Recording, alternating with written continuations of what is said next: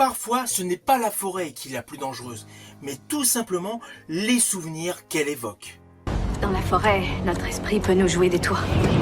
On a vite fait d'avoir l'impression qu'on n'est pas seul. Je suis certain qu'elle est encore en vie.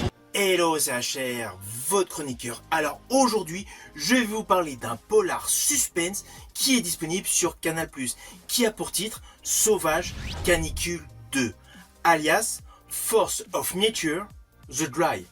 Il fait suite au film Force of Nature de 2020. Il est principalement porté par Eric Bana et Anna Torv. Il dure un peu plus de 2 heures. C'est un film australien avec l'histoire suivante.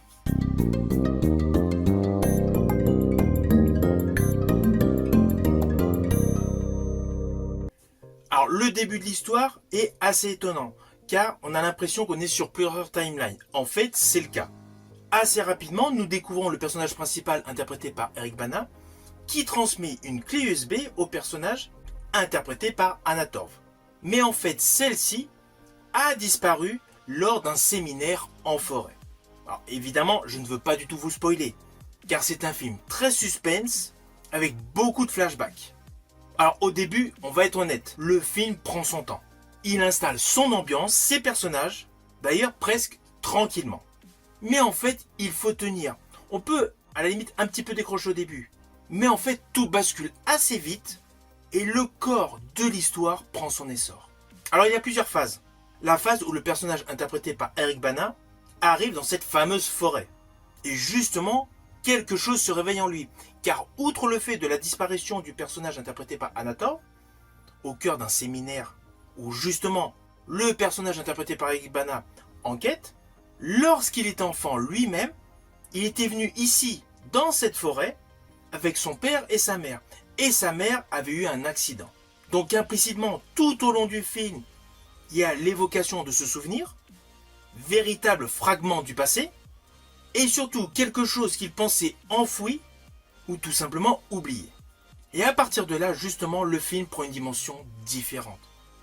Car plusieurs choses interviennent, comme notamment l'histoire jadis d'un serial killer. Alors, c'est tourné de façon très classique, mais la forêt agit comme un véritable décor. C'est le déclencheur de l'histoire. En fait, on peut se dire que chaque arbre, chaque bruit en fait peut raconter quelque chose. Et surtout, peut tout simplement cacher la jeune femme disparue. Et c'est là justement que les flashbacks entrent en jeu. Car tous les protagonistes qui ont participé à ce séminaire racontent leur version. Du coup, on voit plusieurs scènes, plusieurs séquences de ce fameux séminaire où la jeune femme a disparu.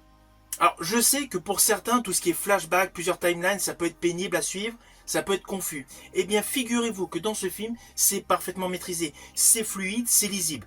Tous les flashbacks sont utilisés avec intelligence. Ils arrivent au bon moment, sans casser le rythme. Et surtout, ils servent réellement l'histoire. Implicitement, petit à petit, au fur et à mesure qu'on avance dans l'histoire, on découvre ce qui s'est véritablement déroulé durant ce séminaire. Un groupe, une expérience et une disparition. Et en plus, pas celle de n'importe qui, celle d'une femme en fait où il y a plusieurs arcs narratifs. Je ne vais rien vous dévoiler, mais en fait, chaque personnage de ce séminaire a un lien avec cette femme. Et c'est ce que j'ai trouvé totalement fort. Du coup, les pistes sont légion, et cela permet une véritable montée progressive de la tension. Alors cette jeune femme, elle est interprétée par Anna Torv. Anna Torv, jadis, je l'avais découvert avec l'excellente série Fringe. Tout son côté ambigu, émotion et nostalgique de la série Fringe, en fait, elle l'utilise dans ce film. Sa prestation est topissime. Elle colle parfaitement à son personnage, à son histoire. Elle apporte une vraie intensité, voire une présence presque fantomatique. Et cela fonctionne. En fait, cela devient le centre émotionnel de ce film. Film qui est un polar suspense. Alors, le fond sonore, essentiellement des bruits naturels, et une narration en mode puzzle. Du coup, le fait de jouer sur les flashbacks, sur différentes timelines, on navigue en permanence entre passé, présent, réalité et souvenir. Mais on n'est jamais perdu, au contraire, on est totalement impliqué.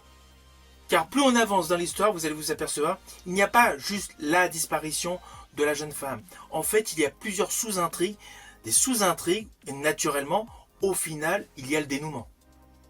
En fait, le personnage interprété par Eric Bana, qui enquête donc sur la disparition de la jeune femme, agit un petit peu comme un chef d'orchestre. J'ai trouvé cela très intéressant, car il a le côté recherche, enquête et le côté souvenir, mémoire. Ça produit quelque chose de très intime et de très émotionnel. Ainsi, il y a le parallèle avec son enfance, sa jeunesse, qui est plutôt chaude, et la disparition, à un moment plus vieux, qui est beaucoup plus froide, beaucoup plus glaciale. Et implicitement, je vous rassure, ces deux grosses lignes de séquence de narration se croisent pour tout simplement tout expliquer. Alors Eric Bana, il est solide, il joue beaucoup dans le regard et dans le silence. On sent qu'il porte quelque chose, un poids, pas besoin de grande scène. Tout passe tout simplement par l'intérieur. Et ça colle parfaitement avec le ton du film. Alors oui, ce n'est pas du tout un action movie, ce n'est pas un film spectaculaire, c'est un film qui est dans le concret, dans le réel, dans l'immersion de la vie de tous les jours. Il faut tout simplement se laisser porter par l'histoire, car je ne vous cache pas que l'histoire est topissime. Alors au final, naturellement, c'est un film que je vous invite à découvrir.